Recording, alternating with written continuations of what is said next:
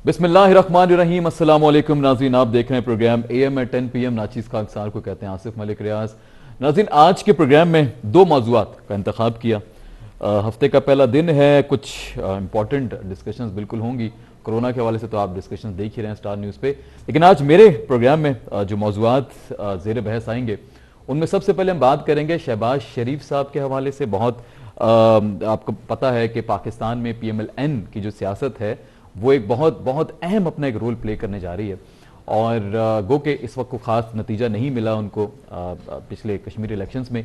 लेकिन इसकी वजह क्या थी, थोड़ा इसको जानने की कोशिश करेंगे। भाई, शहबाज शरीफ साहब ने इंटरव्यू जब वो दे रहे थे सलीम साफी साहब को जियो के प्रोग्राम जिरगा में, तो उसके अंदर उन्होंने कुछ खदशात का भी इजहार किया। और जब उनसे पूछा गया कि क्या आपके बयानिए में और मरियम नवाज और नवाज शरीफ साहब के बयानिए में कोई फर्क है, तो थोड़ा सा ऐसा आंसर मिला कि शहबाज शरीफ साहब जो है वो मुफाहिमत करना चाहते हैं, जबकि नवाज शरीफ साहब थोड़ा सा मुफाहिमत को मेरे ख्याल में बालाए ताक रखना चाहते हैं। वो मुफाहिमत में नहीं जाना चाहते, जबकि वो मज़ाहिमत की सियासत करना चाहते हैं। ये ऐसा एक इशारा मिला, गो के क्लियर कहा नहीं। लेकिन आज के प्रोग्राम में हम इस बारे में बात करेंगे, जानने की कोशिश करेंगे क्या वाकई ही ऐसा है, क्या वाकई ही ये जो जमात है पाकिस्तान मुस्लिम लीग नून, क्या इसमें से नून से शीन अलग होने वाला है? क्या शहबाज शरीफ साहब वाकई ही कोई डिसीजन लेने वाले हैं? क्या मुस्ताफी होने वाले हैं? गो केस पे उन्होंने कहा कि ये जाली खबर है, लेकिन हालात जब हम हालात को जरा फोकस करते हैं तो हमें नजर आता है कि शहबाज शरीफ साहब पिक्चर में कहीं नजर नहीं आ रहे। गो के इस वक्त सदर भी हैं PMLN के, और साथ ही साथ इस वक्त अपोजिशन लीडर भी हैं, लेकिन मंजर आम से गायब हैं। इसके ऊपर हमने ये भी देखा था कि खास तौर पर जब ये जो इलेक्शन हुए आज़ाद कश्मीर के, उसमें शहबाज शरीफ साहब की मौजूदगी एक सवालिया निशान थी कि कहाँ है आखिर शहबाज शरीफ साहब। तो इस पर बात करने के लिए हमने कोशिश किया, निहाल हाशमी साहब को मरकजी रहनुमा है, उनसे उनको मदू करें, उनसे बात करें इस हवाले से। तो जैसे वो ज्वाइन करते हैं उनसे इस हवाले से बात करते हैं। इसी के साथ साथ शेख रशीद साहब ने, उनके इंटरव्यू के बाद शेख रशीद साहब ने, जो कि इस्लामाबाद में प्रेस कॉन्फ्रेंस कर रहे थे, उन्होंने ये कहा है कि हमारे जी बिल्कुल हम तो वेलकम करते हैं, वो तो बड़े खुश नजर आ रहे हैं शहबाज शरीफ साहब। अब शहबाज शरीफ साहब की इस बात के ऊपर शेख रशीद साहब खुश क्यों नजर आ रहे हैं, इसको हम डिस्कस करेंगे। शौकत बसरा साहब से हमने गुजारिश की है कि वो हमें ज्वाइन करें और वो इस हवाले से हमें बताएं कि आखिर शेख रशीद साहब इतने खुश क्यों हैं। क्या कोई मुफाहिमत होने जा रही है? क्या PTI की तरफ से एक स्टेप आगे बढ़ा जाएगा, या PMLN की तरफ से कदम आगे बढ़ाया जाएगा कि किसी तरह से दोनों जो पार्टी के लीडर्स हैं, अब मुझे नहीं पता कि इमरान खान साहब कुछ कहना चाहते हैं, कुछ करवाना चाहते हैं, कोई मुलाकात करना चाहते हैं, या क्या सिलसिला है। मुझे निहाल हाशमी साहब ने ज्वाइन किया है, मरकजी रहनुमा है पाकिस्तान मुस्लिम लीग नून के। निहाल हाशमी साहब, सर अस्सलाम वालेकुम। वालेकुम अस्सलाम सर, बहुत शुक्रिया सबसे पहले, आपने वक्त दिया। यकीनी तौर पे काफी मसरूफ भी होंगे आप, लेकिन आज के सर मौजू ऐसा था कि आप जैसे मरकजी रहनुमा से ही मेरे ख्याल में राय ली जा सकती है। सर, मेरे छोटे छोटे से सवाल हैं, पहले मैं चाहूंगा पहले आपसे उन पर बात हो जाए, फिर शौकत बसरा साहब भी ज्वाइन करने वाले हैं। सर, PMLN के अंदर हमने हमेशा देखा है कि नवाज शरीफ साहब और शहबाज शरीफ साहब दोनों यकजा नजर आए। माजी में हमेशा दोनों ने एक ही पॉइंट ऑफ व्यू रखा, एक ही बयानिया रखा, लेकिन जब से मरियम नवाज साहबा एक्टिव हुई हैं, शहबाज शरीफ साहब थोड़े से अलग अलग नजर आते हैं। इसकी सर मेन वजह क्या हो सकती है? जी बिस्मिल्लाहिर्रहमानिर्रहीम। यकीनन कोई वजह नहीं है। हाँ। ना वो अलग अलग नजर आ रहे हैं, हर का अपना किरदार है, हर कोई अपना किरदार अदा करता है। हाँ। शहबाज शरीफ साहब अपना किरदार अदा कर रहे हैं, मरियम साहबा अपना किरदार अदा कर रहे हैं। हाँ। सरदार शहबाज शरीफ साहब एक डूअर हैं, एक रिफॉर्मर हैं, और आपको पता है वो पार्टी के प्रेसिडेंट है। और वो तो है, तभी तो सर मरियम बड़ी वोकल हैं, क्राउड पुलर हैं, हाँ। वेरी एनर्जेटिक हैं, तो वो ट्रैवल करती है, क्राउड पुल करती है, लोगों में, आवाम में, वोटर में, सपोर्टर में। क्राउड तो माशाल्लाह शहबाज शरीफ साहब ने भी बहुत पुल किया, आपको पता है माजी में शहबाज शरीफ साहब बड़े लाहौर की खास तौर पे जब खिदमात उन्होंने दी, लाहौर को जो चेंज किया, उसके बाद आवाम बड़ी पसंद करती है शहबाज शरीफ साहब को। आपको नहीं लगता कि शहबाज शरीफ साहब भी अगर फोकल फेस रहेंगे तो PMLN एक अच्छी पोजीशन हासिल कर सकती है? ये पार्टी की अपनी स्ट्रेटेजी है, वो अपनी स्ट्रेटेजी के मुताबिक सारे काम करते हैं। कब कौन कहाँ कौन सा जलसा करेगा, कौन कहाँ जाएगा, क्या करेगा, ये पब्लिक तो नहीं है ना, ये पार्टी की अपनी, हर पार्टी की अपनी होती है। तो ये हमारी पार्टी का सिलसिला। ठीक है, तो आपको लग रहा है कोई खलिश नहीं है, शहबाज शरीफ साहब नाला नहीं है? ये एक अफवाह उड़ी हुई है ना कि शायद शहबाज शरीफ साहब नाराज हैं। अब मुझे नहीं पता वजह क्या है नाराजगी की, तो आप बेहतर जानते होंगे। मैं सिर्फ एक सवाल कर रहा हूं आपसे, कोई वजह नहीं है? आप भी और हम भी अपने सगे भाई से भी नाराज हो जाते हैं, अच्छा। अपनी औलादों से भी नाराज हो जाते अच्छा। हैं, ठीक है। मगर एक बात याद रखिएगा, जी। हमजा प्लस मरियम प्लस शहबाज हाँ। प्लस नवाज ठीक प्लस है। इसहाकदार प्लस निहाल हाशमी प्लस आप सब एक हैं। ठीक है। हम अलग नहीं है, ना हम किसी से नाराज हाँ। हैं। हमारे हाँ। अपने ख्यालात, हमारे अपने सवालात होते हैं। हाँ। पार्टी के पॉइंट ऑफ व्यू से पार्टी के नैरेटिव जो है, जो कायद का नैरेटिव है, वही प्रिवेल करता है, वही फाइनल होता है।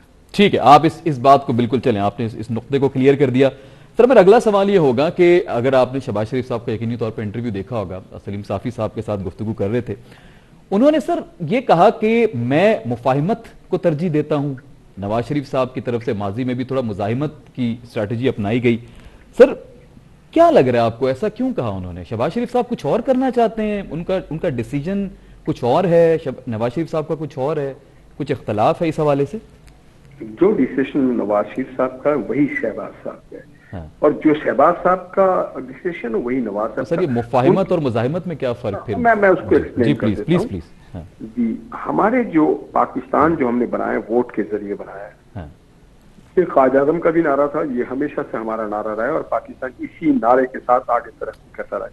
सही। मुफाहमत जहाँ पे है तो हम अवाम के मुफाहमत करते हैं, सियासी जमातों से मुफाहमत करते हैं, अपनी तरक्की से मुफाहमत करते हैं, डेवलपमेंट ओरिएंटेड काम से मुफाहमत करते हैं, पार्लियामेंट से मुफाहमत करते हैं, आइन से मुफाहमत करते हैं, जमहूर से मुफाहमत करते हैं। और हम ये बात वाज़ेह कर देते हैं कि जिसका जो काम है वो काम एहसन तरीके से और बड़ी ईमानदारी से करे। यहाँ पे हम इसमें कोई मुफाहमत नहीं करते हैं कि डॉक्टर का काम इंजीनियर और इंजीनियर का काम डॉक्टर ना करे, मौलवी का काम पुलिस वाला और पुलिस वाले का काम मौलवी ना करे। हर कोई अपना, बावर्ची का काम बावर्ची है, जिसका काम बॉर्डर की निगरानी है वो बॉर्डर करे, जिसका शहर की निगरानी शहर करे। हर किसी का, उस्ताद अपना काम करे, सियासतदान अपने काम करे, पार्लियामेंटेरियन का काम है आइन साजी, कानून साजी, वो अपना काम करे। तो यहाँ पे हम मुफाहमत करते हैं। अदरवाइज जहाँ पे अवाम के हुकूक पे अगर कोई कदगन लगाया जाए तो हम उसमें मुफाहमत नहीं करते हैं, हम उसमें मुज़ाहमत करते हैं, क्योंकि इस मुल्क के अवाम ने इस मुल्क को कायम किया था और इंशाअल्लाह इस मुल्क के अवामी इस मुल्क को दायम भी रखेंगे और तरक्यात भी दिलाएंगे। तो सर मुज़ाहिमत की सियासत से क्या मतलब था? मतलब क्या पाक फौज की तरफ कुछ इशारा दे रहे थे या जुडिशरी की तरफ, क्या मतलब? ये ठीक है, जो भी कोई अपने डोमेन से वो कोई भी हो, लॉ इन्फोर्सिंग एजेंसीज हो, इंजीनियर हो, डॉक्टर हो, वकील हो, इवन सियासतदान हो, कोई भी, या सहाफी हो या वकील हो, कोई अपने किरदार से, मैं एक वकील हूँ और सुबह में अपनी अदालतों में केस की पैरवी के बजाय जाके किसी ऑपरेशन थिएटर में किसी डॉक्टर के साथ मिलकर एनेस्थेसिया दूंगा तो मैं तो उस मरीज का बेड़ा ही गर्क कर दूंगा ना मेरे भाई। तो जिसका जो काम है वो हम करने देते हैं, हम इसमें मुज़ाहमत करते हैं कि हर कोई अपना अपना काम करे, कोई दूसरा काम दूसरे को और करे, मैंने कोई दूसरे का काम ना करे। ठीक है, उससे सबके काम में खूबसूरती आती है और जब सबके काम में खूबसूरती आती है तो उससे मुल्क में खूबसूरती आती है, माशरे में खूबसूरती आती है, निजाम में खूबसूरती आती है। ठीक हो गया। अच्छा चलें, मैं एक और मेरे पास सवाल है लेकिन वो मैं इस सवाल के बात करूंगा जो मैं आपसे अभी करने जा रहा हूं। Kashmir election sir, Kashmir election में कोई खास परफॉर्मेंस आपकी तरफ से नहीं देखने में आई।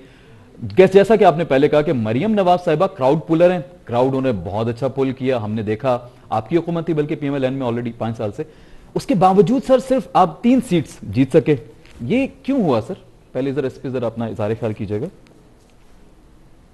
आपको पता है कि 2018 में हम कितने सीट जीत सके थे? हाँ। जो मैकेनिज्म 2018 में अपनाया गया था हमारे खिलाफ, वही मैकेनिज्म गिलगित में भी अपनाया गया, वही मैकेनिज्म कश्मीर में भी अपनाया गया। तो इट वाज, और ये एक होता है पोस्ट पोल रिगिंग, एक होता है प्री पोल रिगिंग। ठीक है। आपने देखा होगा कि एक कैंडिडेट बनने जा रहे हैं वजीर आजम के, उनके हवाले से एक सरकारी इदारे के बड़े अफसर के हवाले से 1 बिलियन का मामला था। ठीक है। तो आपको नजर आ गया होगा, आपको देख लिया होगा, अमीन गंडापुर साहब ने नोटें भी फेंकी, बंदूकें भी उठा ली और जो उनका रवैया था।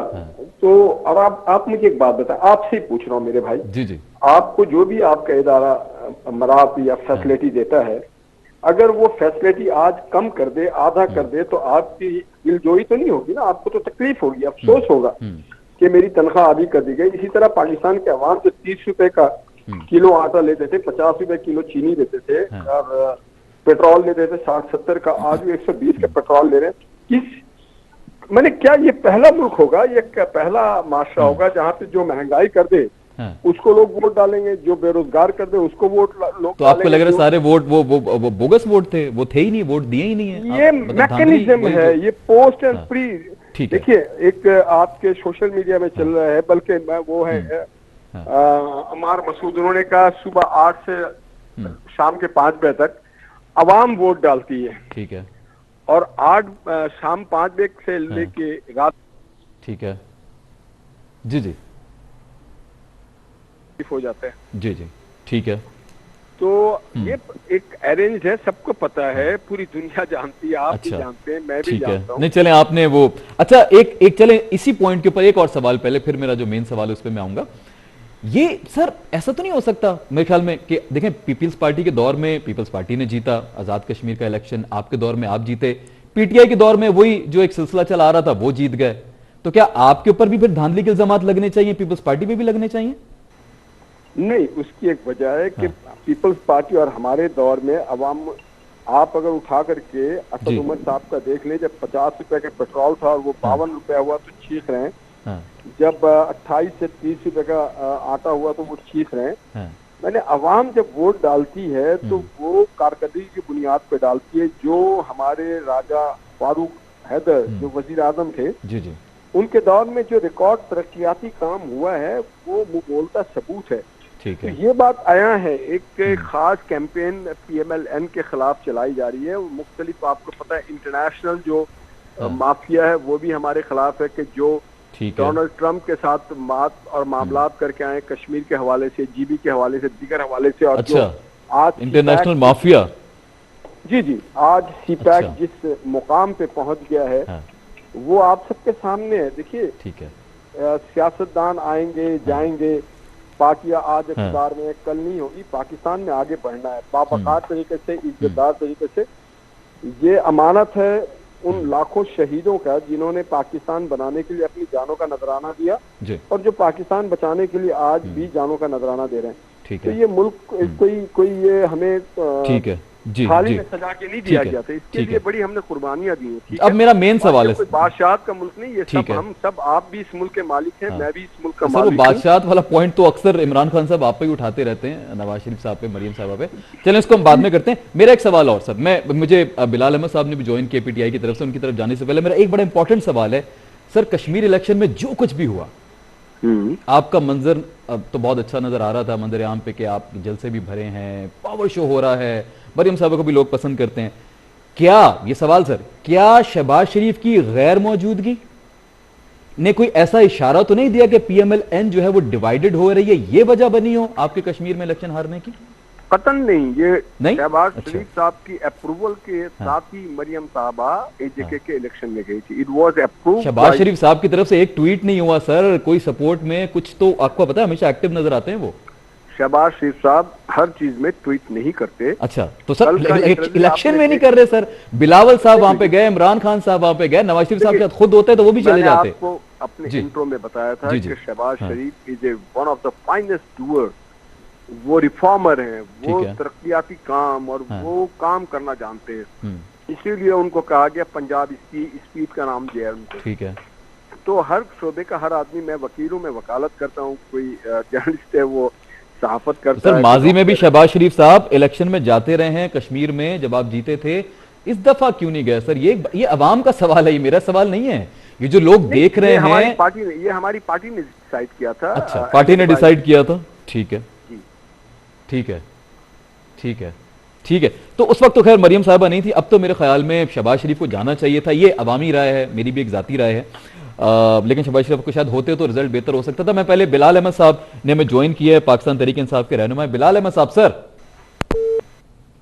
बिलाल अहमद साहब, सर अस्सलाम वालेकुम। अच्छा जी, बिलाल साहब की कॉल ड्रॉप हो गई है। मैं निहाल साहब से एक और सवाल इसी हवाले से कर लूं। निहाल साहब, सर निहाल साहब,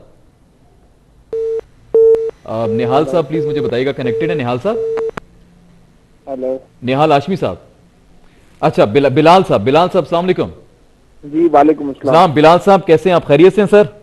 जी अल्हम्दुलिल्लाह, थैंक यू जी, बहुत शुक्रिया बिलाल साहब आपने ज्वाइन किया। निहाल हाशमी साहब मोहतरम हमारे साथ मौजूद हैं, बात कर रहे थे। सर कश्मीर को तो चले अभी उनसे बात होगी, मैं सर आपसे ये जानना चाहूंगा कि शेख रशीद साहब ने प्रेस कॉन्फ्रेंस में बड़े खुश नजर आए। शेख रशीद साहब उन्होंने कहा जी कि मुफाहिमत के दरवाजे खुले हैं, शहबाज शरीफ चाहें तो बिल्कुल जी हम बैठ सकते हैं, लेकिन स्टार्ट जो है वो इलेक्ट्रॉनिक मशीन से करना होगा। ये भी उन्होंने बता दिया कि पहला स्टेप क्या हो सकता है। सर ये किस तरह देखते हैं आप PMLN और PTI की मुस्तकबिल को? देखिए, सबसे पहले तो मैं ये बता दूं, मैंने निहाल हाशमी साहब की थोड़ी बातें सुनी। जी जी। मुझे बड़ा अफसोस हुआ कि निहाल हाशमी साहब इतने सीनियर पॉलिटिशियन होकर ये कहते हैं कि जहां वो इलेक्शन जीते वो सही, जहां PTI जीती वो गलत। जो अच्छा। कश्मीर के जो इलेक्शन थे उससे सर्वे आप देख लें, क्लियर कट मेजोरिटी जो थी PTI के पास थी और इमरान खान साहब कश्मीर के मकबूल तरीन लीडर थे और हैं, और सर्वेज ये बता रहे थे कि जहां इमरान खान की मकबूलियत थी उसके मुकाबले में बिलावल, शहबाज, नवाज इनकी करीब भी नहीं थे जो नंबर आए थे। ठीक है। इसके बाद जो सियालकोट का बाई इलेक्शन हुआ उसमें PMLN के 2 सीनियर लीडर, सियालकोट की सिटिंग MLA जिन्होंने बसपा का इलेक्शन जीता, उन्होंने एक्सेप्ट की अपनी ड्यूटी और उन्होंने ये बात मीडिया पे अपने इंटरव्यूज पे डिफरेंट चैनल पे की कि ये पाकिस्तान तहरीक इंसाफ बड़े अच्छी तरीके से मनोरम तरीके से ये इलेक्शन लड़ा और कोई धांधली के हमारे पास कोई शिकायत नहीं है। ठीक है। अच्छा, मुझे बताएं कि ना तो कि कश्मीर में कोई है ना ऐसी कोई बातें सामने आई, ना सियालकोट के सामने आई। असल में हमारा तो player man of the match है ना, तो जो प्लेयर ऑफ द सीरीज है वो सारे जो 2 साल से वो मरियम नवाज है।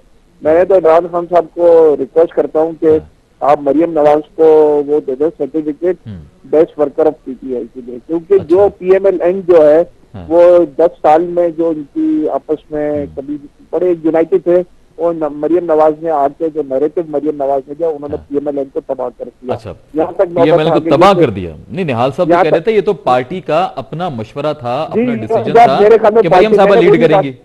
मैंने वो भी सुना, मैंने वो भी सुना, पार्टी का वो पार्टी का ये भी शायद फैसला था कि शहबाज शरीफ ने अपनी मीटिंग में इस्तीफा दे दिया। वो तो हमजा शहबाज के कहने पे उन्होंने अपना इस्तीफा रोका और बड़े नाला है कि जो नैरेटिव जो दिया हुआ 2 क्लियर सामने वो तो कल उन्होंने सलीम साफी साहब के प्रोग्राम का हवाला दे रहा हूँ, उन्होंने मना कर दिया जी जाली खबर है, मैंने तो कोई इस्तीफा नहीं दिया। वो तो मैं आपको ये बता रहा हूँ ना कि अब तो हमें आगे जाके ये चलना पड़ेगा कि आपने ये करना बोलना पड़ेगा कि ये PMLN है या PML शहबाज है। इसके वाज़ेह ग्रुपिंग सामने आ गई जो सियालकोट का जो बाई इलेक्शन है और जो सामने जो रिजल्ट है, क्योंकि जो PMLN का जो नैरेटिव है वो शायद शहबाज शरीफ वो एक्सेप्ट नहीं कर रहे हैं। आप मुझे बताएं कौन सा मुहब्बत वतन पाकिस्तानी है वो जो आपकी अपनी फौज या आप अपनी जो है ना एंटी स्टेट एक्टर्स हैं उनको आप सपोर्ट करेंगे? अच्छा। सबसे बड़ी जो नेगेटिव जो PMLN के पास गई जब कश्मीर का इलेक्शन था तो नवाज शरीफ साहब पाकिस्तान के खिलाफ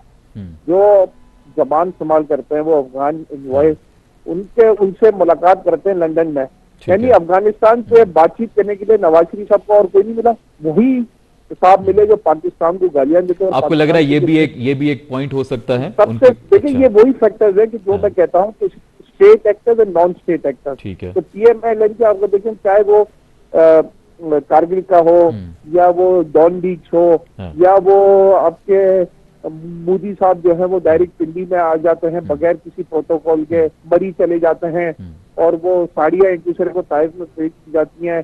बिजनेस जो रिलेशनशिप है नवाज शरीफ के स्टील टाइकून इंडिया के, वो सबको पता है, वो कोई गैर छुपी बातें थोड़ी है, सबके सामने है।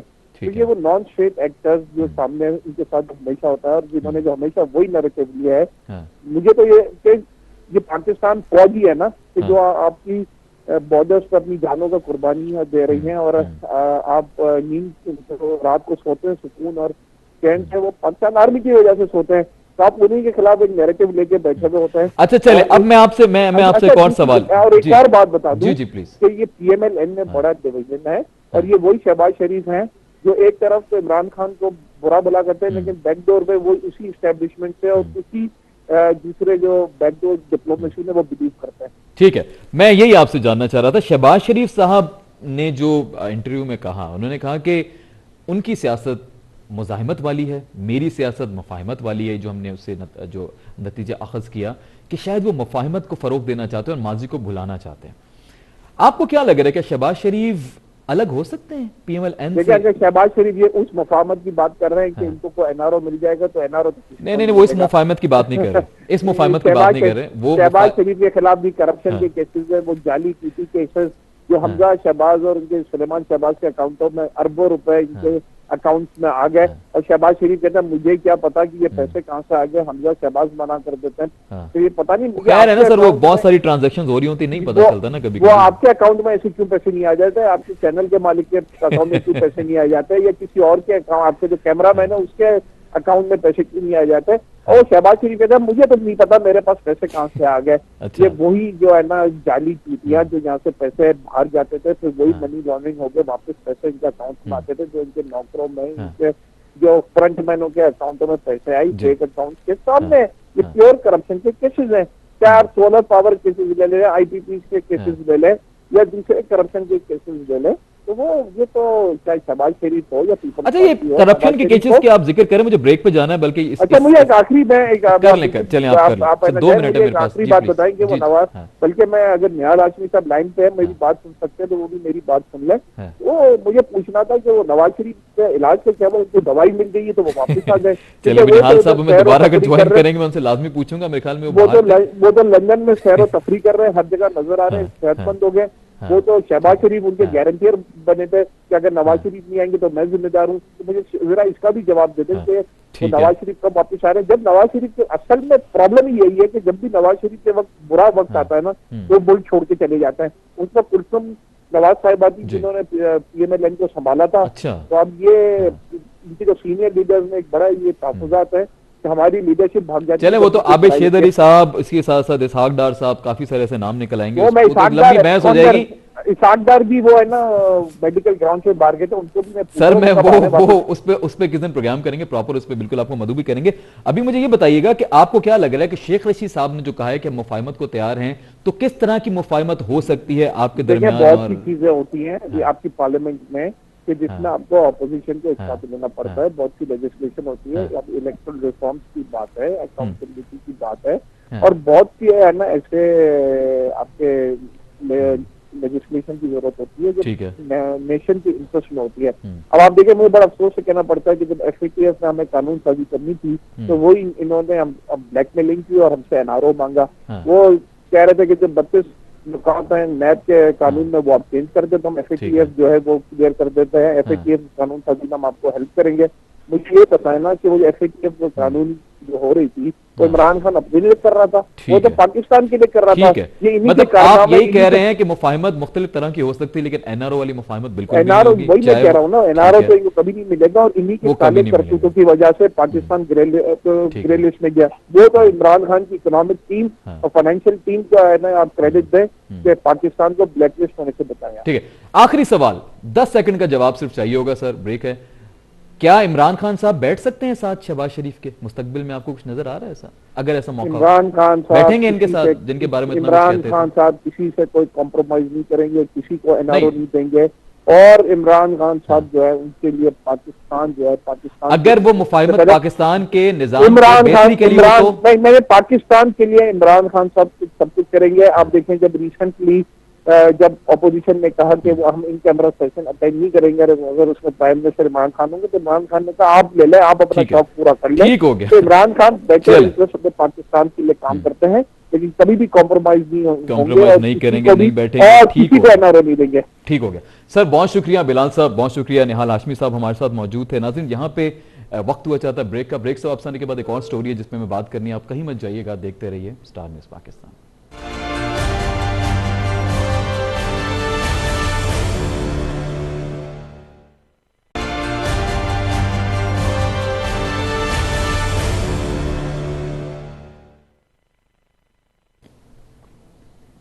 जी नाज़रीन, वेलकम बैक। लौट कर वापस आ चुके हैं और फिर अफसोस के साथ, जिस पे मैंने लास्ट वीक भी एक प्रोग्राम किया था। बड़ा अफसोस होता है मुझे जब इस तरह की खबरों के ऊपर मुझे बात करनी पड़ती है। बहैसियत सहाफ़ी, बहैसियत पाकिस्तानी शहरी, इस कौम का बेटा, फर्जंद, जो भी मैं कह लूँ, इस कौम का मर्द, जब मुझे बात करनी पड़ती है ऐसे वाक़यात की जिस पे शर्म आती है खुद को इस मुल्क का शहरी कहते हुए। मैं बात कर रहा हूँ एक बहुत ही नन्ही सी परी, मासूम परी माहम के हवाले से, जिसका बेदर्दी से कत्ल हुआ 28 जुलाई को। और जाकिर वो सफाक कातिल जो एक रक्षा ड्राइवर है वो पकड़ा गया।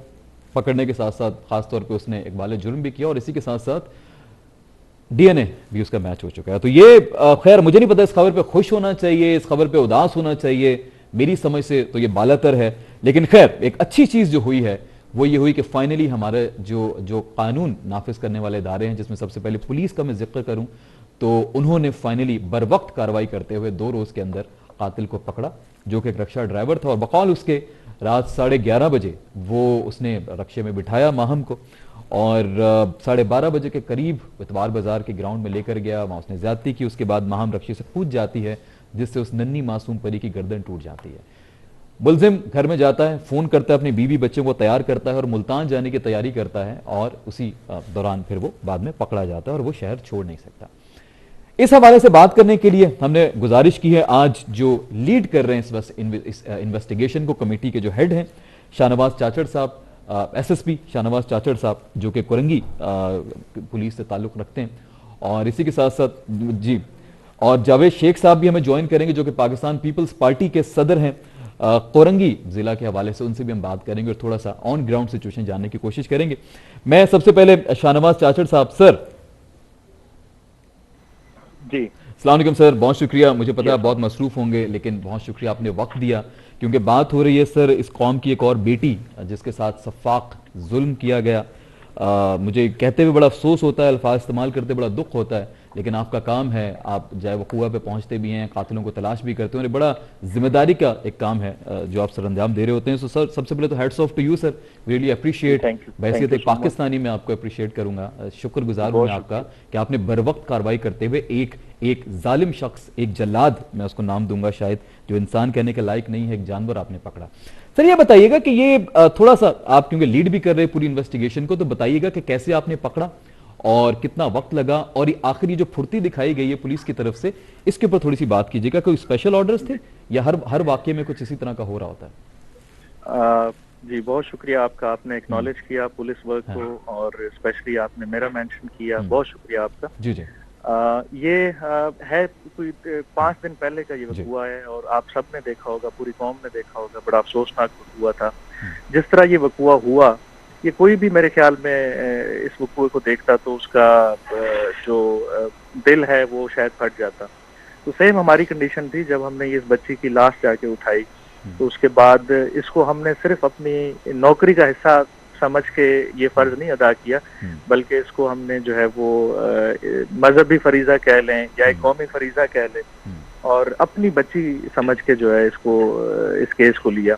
और अल्हम्दुलिल्लाह आपने देखे होंगे पहले भी इस तरह के केस अगर रिपोर्ट हुए हैं तो उनमें बहुत टाइम लगता है ऐसे केसेस को ट्रेस करना, क्योंकि इसमें एक तो कोई क्लू नहीं होता, सिर्फ डेड बॉडी एक क्लू होता है, डेड बॉडी मिलती है और उसके अलावा कोई क्लू मोस्टली नहीं होता। आप जैनब का केस उठा लें, बाकी केसेस देख लें, तो बगैर क्लू के इस तरह का ब्लाइंड मर्डर ट्रेस करना एक बच्ची का बहुत मुश्किल होता है, क्योंकि बच्ची की ना किसी के साथ दुश्मनी होती है, ना हमारा कोई ऐसा वाइल्ड गेस जो है वो लग सकता है कि जी इस बच्ची को कौन उठा सकता है इस मोहल्ले में, या इस पूरे एक बहुत बड़ा सेक्टर है वो कोरंगी का जहाँ पे ये वकूआ हुआ, तो बड़ी डेंस पॉपुलेशन है वहाँ पे।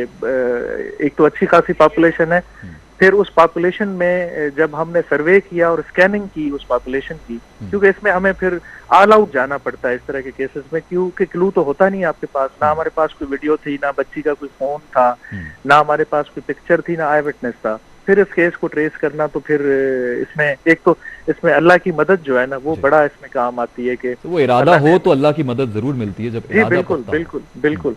और फिर इतने शॉर्ट टाइम में आप देखें, ये 3 दिन में हमने केस 72 आवर्स में हमने ये केस ट्रेस किया है, विदाउट एनी क्लू था ये केस।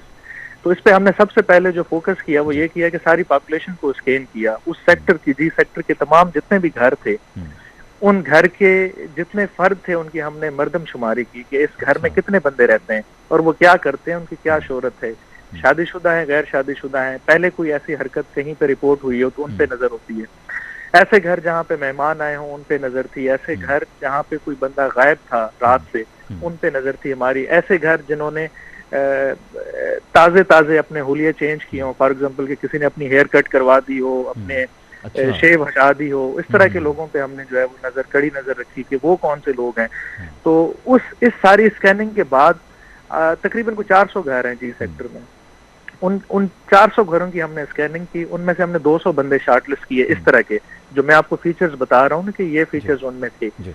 तो उसके बाद हमें एक चीज जाके एस्टेब्लिश हुई कि वो बंदा रक्षे पे लेके गया था बच्ची को, और रक्षे पे ही था जब उसने डेड बॉडी फेंकी है, लेकिन ये अजम्पशन था, कोई आई विटनेस नहीं था, क्योंकि रक्षा गुजरते हुए किसी एक शख्स ने क्योंकि वक्त भी बहुत रात का था, इस वजह से शायद रात का वक्त था बिल्कुल। और इसमें लेकिन हमारा फोकस जो है ना वो ये था कि बच्ची को जब मारा जाता है तो इट मीन्स के वो बच्ची उसको जानती है, तो फिर हम उन पे ज्यादा हम कड़ी नजर रखते हैं। जो बच्ची के फैमिली के रिश्तेदार होते हैं या बच्ची के फैमिली को विजिट करने आते हैं जो लोग, या उनके जो पड़ोसी होते हैं, या बच्ची जिनके साथ खेलती है, या बच्ची जिनके पास पढ़ती है, उस हम जो है ना वो पॉपुलेशन पे ज्यादा हम फोकस रखते हैं। यही फोकस हमने रखा। तो ये एक छोटा सा फिर क्लू मिला, अजम्पशन ही थी शुरू में तो कि जी रक्षे पे आया है कल्प्रिट और रक्षे पे डेड बॉडी फेंक के गया है, क्योंकि एक मशकूक किस्म का रक्षा हमें एक बिल्कुल ब्लर्ड वीडियो में नजर आया। तो हमें थोड़ा सा शक था कि ये रक्षा हो सकता है, लेकिन उस रक्षे पे ना तो कोई प्रॉपर कोई मतलब उसकी वो थी कि हमें नजर आए कि वो कौन जा रहा है, या रक्षे का नंबर या रक्षे की डिजाइन नजर आए, ऐसा कुछ भी नहीं था। तो वो जो हमने एक स्कैनिंग की थी पॉपुलेशन की, तो वो हमें हेल्प कर गई। उसमें एक बंदा था इनका पड़ोसी जो इनका कोई दूर का रिश्तेदार भी था। अच्छा। वो बिल्कुल 5 घर छोड़ के इनके साथ रहता था। उसकी भी बच्चियां थी, वो शादीशुदा था, और उसकी बच्चियां और ये बच्ची साथ खेलते थे उसी गली में।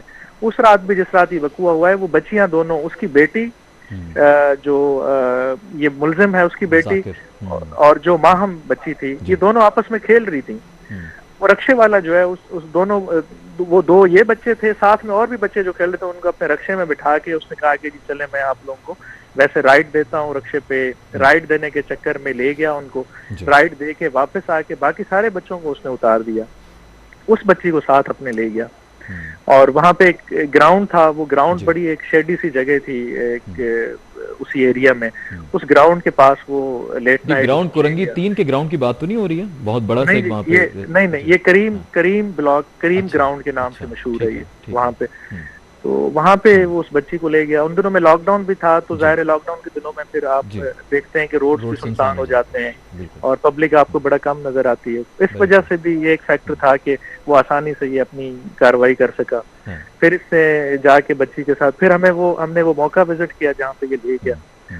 और अच्छा, फिर हमने उस स्कैनिंग की वजह से इस पे डाउट रखा, हमने इस पे नजर रखी। इसके घर पे हमने पुलिस खड़ी कर दी सिविल कपड़ों में, जो कि इनको नहीं पता था कि पुलिस शायद कोई नजर रख रही है। तो ये अगले 2 दिन फिर घर ही नहीं आया ये। और जब 2 दिन के बाद घर आया है तो इसने अपनी शेव जो है वो हटाई हुई थी, शेव करके आ गया था, बाल कटवा के आ गया था। तो इस पे हमें फिर शक और बढ़ गया। अब इस दौरान हमने कुछ 200 बंदों को जो है ना वो इंटेरोगेट किया था उस मोहल्ले के। तो उन 200 बंदों में से हमने कुछ 15 बंदे शॉर्टलिस्ट किए थे, जो कि शोहरत की वजह से हमें डाउट था कि ये कर सकते हैं। कुछ गैर शादीशुदा थे, बड़ी उम्र के थे, कुछ उनमें से ये ड्रगी थे, नशा करने वाले, और कुछ ऐसे रक्षा वाले थे जो हम उनको देख के डाउट कर सकते थे उनकी आदत की वजह से और ये कर सकते। तो उन 15 बंदों का फिर हमने डीएनए करवाया। ठीक है। और उनमें से तो डीएनए किसी का मैच ना हुआ। ये बंदा जब भागने लगा था, ये मुल्तान जाने वाला था जी, ये मुल्तान जाने वाला था, और इसने अपनी फैमिली को कॉल की आप फलां जगह पे आ जाएं। तो इसकी बीवी पे हमारी नजर थी, ये बीवी इसकी निकली है जब, और जिस तरफ जा रही थी तो हमने उसकी बीवी को फॉलो किया सिविल कपड़ों में। बिल्कुल उनको नहीं आइडिया था कि पुलिस उनके पीछे। तो जहाँ पे ये एक सेंट्रल डिस्ट्रिक्ट है कराची का, वहाँ पे कोई एरिया है शफीक मोड़, तो वहां पे इसकी बीवी रक्षे से उतर के इसके रक्षे में बैठने लगी थी। तो वहां पे पुलिस वालों ने इसको पकड़ लिया, और जब पकड़ा है तो इसकी हमने 2 दिन इंटेरोगेशन की है। तो 2 दिन तक ये हमें कुछ नहीं बता रहा था, और इसका हमने डीएनए सैंपल भी भिजवा दिया था। लेकिन इसके तमाम जो इंटेरोगेशन के दौरान जो हम सवाल जवाब इसके साथ कर रहे थे, तो हमारा शक जो है बिल्कुल इस पे आके ठहर गया था कि अब यही है, क्योंकि ये कुछ भी नहीं बता रहा था कि रात को कहाँ पे था और क्या करता रहा है, अगले दिन क्या करता रहा है। इसके पास कोई जवाब नहीं था, स्टेटमेंट्स बार बार चेंज हो रही थी। तो बिल आखिर हमने इसको इंटेरोगेशन में भी ब्रेक कर लिया था। तो इसने फिर हमें बाद में वो मौका विजिट करवाया, इसने फिर वो सारा वकूआ बताया जैसे इसने किया, फिर जैसे इसने मारा वो बताया, जैसे बॉडी इसने डंप की जाके कचरा कुंडी में वो बताई।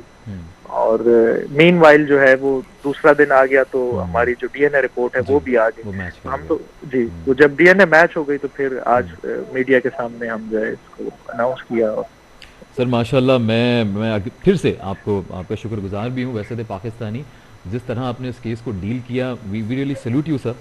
आपकी जहाँ पजीराई बनती है बिल्कुल बननी चाहिए, और मैं आवाम से भी यहाँ पे गुजारिश करूँगा कि ये हमारे हीरोज़ हैं। माना के माजी में, बल्कि यहाँ वहाँ जितने भी आप वाक़यात सुनते हैं पुलिस के ऊपर, और ये सुनते भी हैं पुलिस वाले, हमेशा हम देखते हैं कोई ख़ास स्ट्रॉन्ग कमेंट इनकी तरफ से नहीं आता है, लेकिन बहुत सारे वजूहात की बिना पे हम नफरत भी करते हैं, हम इनको इल्ज़ाम भी इन पर ठहराते हैं कि जी आपकी वजह से ये सब हो रहा है, कराची में ये सब हो रहा है, मुल्क में ये सब हो रहा है। लेकिन जहाँ पे अच्छा काम हो रहा है मेरे ख्याल में उनको अप्रिशिएट करना चाहिए। Sir we appreciate you. मैं आपकी तरफ दोबारा एक दो सवाल लेकर आऊँगा। मेरे साथ जावेद शेख साहब मौजूद हैं, ज़िला सदर हैं कुरंगी के पीपल्स पार्टी की तरफ से। सर अस्सलाम वालेकुम। वालेकुम अस्सलाम। सर आपने पूरा वाकया सुना, हमारे साथ एसएसपी मौजूद हैं शाहनवाज चाचड़ साहब, बड़ा रिस्पॉन्सिबली उन्होंने इस मैटर को हैंडल किया और 2 से 3 रोज के अंदर कातिल अब हमारी गिरफ्त में है। जावेद साहब आप क्या देखते हैं, ये इस तरह के जो वाकयात हो रहे हैं, ये जो जिस तरह के आपके कुरंगी में ये वाकया हुआ है, सबसे पहले तो बताइएगा कि आपकी स्ट्रेटेजी क्या है, किस तरह से इन वाकयात को रोका जा सकता है, या इस तरह के मजीद जो वायलेंस के वाकयात हैं उन पे कोई नजर रखी जाती है, कोई वैसे ही ओवरऑल आप लोगों पे नजर रखते हैं, कोई स्ट्रेटजी है आपके माइंड में, कोई हुकूमत की तरफ से ऐसी स्ट्रेटजी बनाई जा रही है, कोई पाकिस्तान पीपल्स पार्टी की तरफ से इस पे कोई काम हो रहा है इस वाकये के हवाले से? प्लीज इस पे जरा रोशनी डालिएगा। देखिए सर, ये गुजारिश मैं आपसे ये करूं, चाचड़ साहब की मैंने मतलब सारी बातें सुनी है। सच पूछे तो मुझे अभी तक यकीन नहीं आ रहा कि इतना बेहतरीन मतलब ये इसका मतलब वो आएगा कि इन्होंने जिस तरीके से कामयाबी हासिल की है और इतने शॉर्ट टाइम के अंदर की है, तो इससे तो यकीन करें कि मुझे हौसला मिला है, बल्कि पूरी कौम को हौसला मिलना चाहिए कि ये पुलिस के अंदर अच्छे काम भी हो सकते हैं। मतलब इसके ऊपर जराइम को रोका जा सकता है कि अगर इसके ऊपर बाकायदगी से काम किया जाए, जो कि इन्होंने किया है। लेकिन बात सारी ये है कि ठीक है उन्होंने ये काम किया है, लेकिन और भी बेहतरी इसके अंदर लाई जा सकती है। इसके अंदर बिगाड़ बहुत है पुलिस के महकमे के अंदर, और जब ये ऐसे कातिल को पकड़ सकते हैं, और ये मेरे ख्याल में कुछ अरसे से जो इस किस्म के वाकयात हो रहे हैं, ये इतना शॉर्ट टाइम के अंदर ये सिंध पुलिस का एक बहुत बड़ा कारनामा है कि उन्होंने कातिल को पकड़ लिया। मुझे अच्छी तरह याद है कि जब मैं इनके घर में फाते के लिए गया था और मेरे साथ मिनिस्टर साहिबा भी मौजूद थी, वहाँ पर उन्होंने कहा था कि हम 2-3 दिन के अंदर क्या कहते हैं हमें कातिल को हमें पकड़ के दें। हमने कहा था इंशाल्लाह हम कोशिश करेंगे। मुझे अच्छी तरह याद है उसके वालिद अख्तर से मैं वादा करके आया था कि इंशाल्लाह 2-4 दिन के अंदर ही आपके कातिल पकड़े जाएंगे, और वो वैसे ही हुआ कि वो कातिल पकड़े भी गए। दूसरी बात यह है कि देखें, वहाँ मैंने मीडिया के सामने ये बात भी कही थी कि देखें इसके अंदर हमारी जिम्मेदारी भी है। एक जमाना था कि यहाँ पर लोग इंडिविजुअल लाइफ नहीं गुजारते थे, इज्तिमाई जिंदगियां गुजारा करते थे। मोहल्ले के चंद लोग ऐसे होते थे कि जो कड़ी नजर रखा करते थे, लेकिन बदकिस्मती से अब हो क्या रहा है कि तमाम लोगों ने अपनी अपनी जिम्मेदारियों को छोड़ दिया है, और छोड़ दिया है इस तरह से वो जो जराइम पेशा लोग हैं या ये इस किस्म के जो हरकतें करने वाले हैं, अब उन पर वो समझते हैं कि हमें कोई भी नहीं देख रहा। मेरा अपना ख्याल ये कि आवाम की तरफ से भी ऐसे ही एक रद्द-ए-अमल आना चाहिए, ऐसा ही एक कोशिश होनी चाहिए कि ये तमाम जराइम पेशा लोगों को ये लगे कि हाँ मैं भी कोई वॉच कर रहा है। पुलिस जो है वो पहले भी थी पुलिस, और मुझे अच्छी तरह याद है कि एक जमाना था कि पुलिस के पास तमाम इलाकों के एरिया वाइज इनके जितने भी क्रिमिनल्स होते थे उनकी लिस्टें होती थी, और उनको बाकायदा किसी न किसी बहाने तलब कर लिया जाता था, बुला लिया जाता था। लेकिन मेरा अपना ख्याल ये है कि जमाने से ये एक्सरसाइज भी अब बंद कर दी गई है। पुलिस के महकमे को चाहिए कि ये वो एक्सरसाइज जो कभी इनके माजी में हुआ करती थी उसको पर भी इम्प्लीमेंट करें, और जो जराइम पेशा है उस पर कड़ी नजर रखें। मैं इनको मुबारकबाद देता हूँ, बड़ा खुशी का इजहार करता हूँ। अच्छा मुझे ये बताएं जावेद साहब, मुझे ये बताएं कि अब पीपल्स पार्टी, देखें पुलिस ने अपना काम कर दिया, अब कोर्ट की तरफ केस जा रहा है। मुर्तजा वहाब साहब ने भी कहा कि उम्मीद है कि कोर्ट अच्छा फैसला करेगी। आपको क्या लग रहा है कि हमारे किस निजाम में आपको खराबी नजर आती है कि मुजरिम कैफरे किरदार तक जो नहीं पहुंच पाता, तो मसला कहां पर है? पुलिस ने तो अपना काम कर दिया है, आगे क्या होगा? नहीं सर, देखें मैं आपसे गुजारिश करूं, नो डाउट इन्होंने बहुत बड़ा काम कर दिया है और अल्लाह करे जो ये काम किया है ये अब यहीं से एक पैटर्न चेंज हो जाए, मतलब पैटर्न चेंज हो जाए। लेकिन मुझे कहने दीजिए कि महकमे के अंदर काली भेड़ें कसरत से मौजूद हैं। मेरी बात ये बिल्कुल मैं बरमला कह रहा हूँ, काली भेड़ें जरूर मौजूद हैं। इनका जब तक ये कला कुमा नहीं करेंगे, जब तक इनको वॉचिंग पे नहीं रखेंगे, ये अपनी जो जिम्मेदारी है उसके ऊपर इनको नहीं लेकर आएंगे, हालात और ज्यादा बेहतर हो जाएंगे। अगर उसको कंट्रोल कर लिया इन्होंने, मतलब जो काली भेड़ों को अगर इन्होंने निकाल दिया, जो अपने पेशा वाराना सरगर्मियों के अंदर ज्यादा दिलचस्पी नहीं लेते, वो अदर क्या कहते हैं एक्टिविटी में लगे रहते हैं। अगर इस किस्म की एक्टिविटी जैसे चाचड़ साहब ने बताई है, अगर सारी पुलिस इस पर लग जाए तो मैं ये समझता हूँ कि आवाम को एक बड़ा रिलीफ मिलेगा और ये यही इनकी जिम्मेदारी है। ठीक है सर, मैं एसएसपी शाहनवाज चाचड़ साहब, सर आपसे एक और सवाल है मेरा।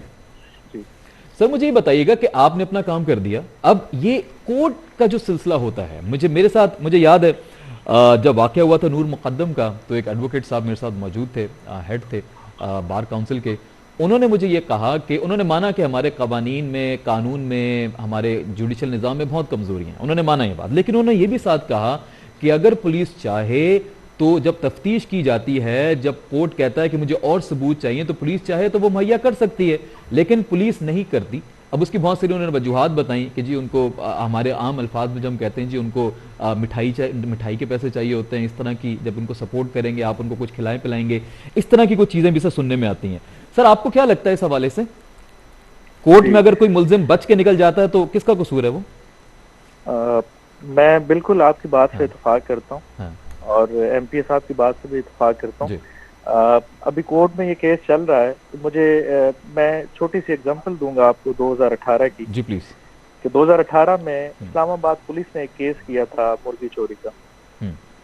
तो वो जो मुर्गी चोरी का केस था, उसका एंड रिजल्ट ये था कि उस मुर्गी चोर, जो कि बाजार भी मुर्गी चोर नहीं लगता था और वो ठीक ठाक बिजनेसमैन था, उस मुर्गी चोर की जो है वो सुप्रीम कोर्ट से बेल कैंसिल हुई। सही। तो वो एक बड़ी केस स्टडी है पुलिस के लिए और इवन कोर्ट्स के लिए। जब मैंने वो केस स्टडी किया तो पता चला कि वो केस इतना वेल रिटन था और उस आईओ ने उसको प्रेजेंट ही इतना अच्छा किया था कि एक मुर्गी चोरी में सुप्रीम कोर्ट तक उसकी बेल ना हुई, जो कि इतना बड़ा केस नहीं था। इस बात से हम हमारी होती हैं कि खास केसेस में इस तरह बेल हो जाती है, लेकिन ये जिस तरह का जितना हाई प्रोफाइल केस है, तो इसमें बेल होने के तो बिल्कुल कतई कोई चांस नहीं है और इसमें हम पूरी उम्मीद है। चलें, इसमें तो सर जो कातिल है वो एक आम रक्षा ड्राइवर है, लेकिन हम दूसरी तरफ अगर इसी तरह के वाकयात की बात करें जहां जो मुल्जिम है वो बड़ा असर और रसूख वाला निकल आता, तो उसमें पुलिस का क्या लायमल होता है?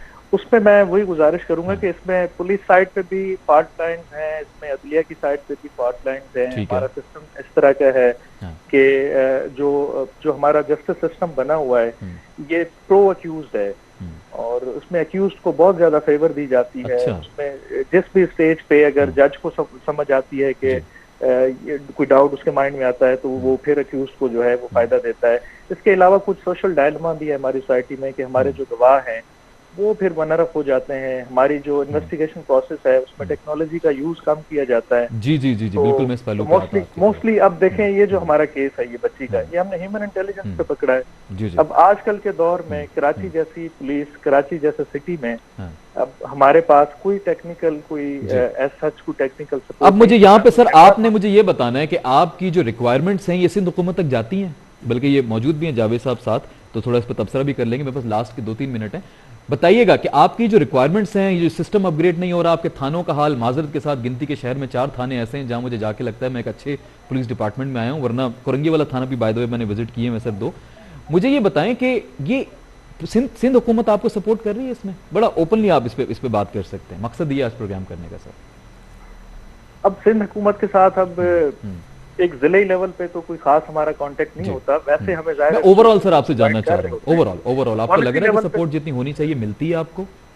नहीं, अगर हम जिस चीज को परसू करते हैं तो वो करते हैं बिल्कुल। और चीफ मिनिस्टर साहब जो है ना वो पुलिस को बड़ा सपोर्ट करते हैं। ठीक है, सपोर्ट करते हैं। रिसोर्सेज वाइज जब भी जितना मैंने देखा है, मेरा कुछ 2-3 साल का एक्सपीरियंस है कराची पुलिस में, जितना मैंने देखा है जो डिमांड की गई है तो उसमें उन्होंने बड़ा स्टैंड लिया है, सपोर्ट किया है। अब मैं पंजाब में भी रह के आया हूँ, लेकिन पंजाब में जो है वो रिसोर्सेज पुलिस के पास बहुत ज्यादा है।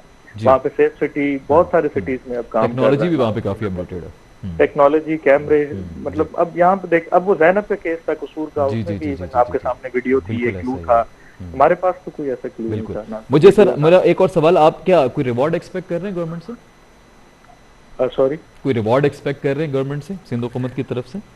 रिवॉर्ड अनाउंस किया गया, आईजी साहब ने बिल्कुल हमें जो है वो फोन पे अप्रिशिएट किया और उन्होंने ऐलान किया कि आप साइटेशन भेजें और उस पे जो है वो पूरी टीम को इनाम दिया जाएगा, पूरी टीम को इनाम दिया जाएगा। ठीक हो गया जावेद साहब। सर मैं बल्कि एसएसपी साहब आपसे बहुत शुक्रिया, ये मेरा आखिरी सवाल था आपसे, बल्कि जावेद साहब से आखिरी सवाल लेकर प्रोग्राम वाइंड अप करूंगा।